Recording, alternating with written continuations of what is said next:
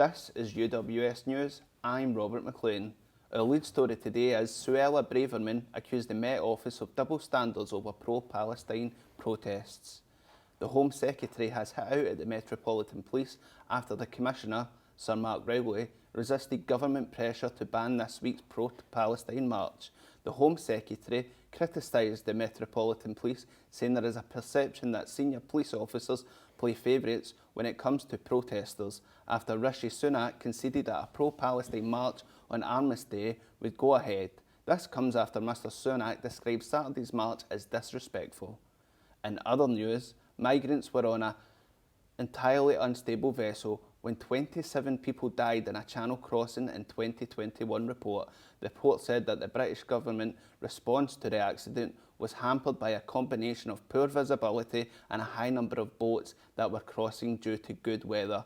Official reports into the death of at least 27 people using a wholly unsuitable boat in the English Channel has said that the response team in Dover were insufficient to react to foreseeable problems, were not recognised while French and British teams failed to share information.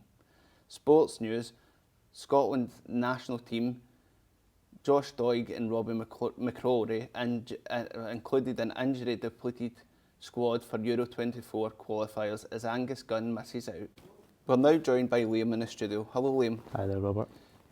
So I would like to ask you why women in sports media continue to be scrutinised more than men who may be in the same role, but why is this the case? Well, I think it's down to the fact that they're not treated as fairly as men within society. It relates back to the hegemonic culture over 100 years ago. Sport mainly was dominated by white men, and it's not as bad, obviously, as it was back then. But nowadays, it is slowly progressing to get better, but women still seem to be struggling as a result of that. Okay. What work must be done, Liam?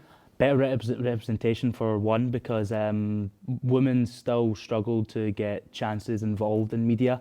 There's been things put in place to make sure that this isn't the case, such as the BBC, who look to have a woman presenter in every sporting event. That is a requirement now, and Sky have now started to follow suit as well.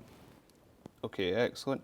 What barriers are still in place for women? Social media is massive now, especially in society, modern day as well, because whenever it comes to racism in sport, it is always highlighted as a massive issue, and rightly so.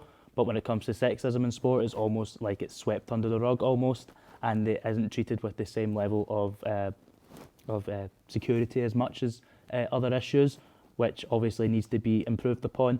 And if this isn't improved upon, women will continue to be scrutinised for their looks rather than their media hosting abilities or their playing ability within sport. I'm Robert McLean, and this has been UWS News.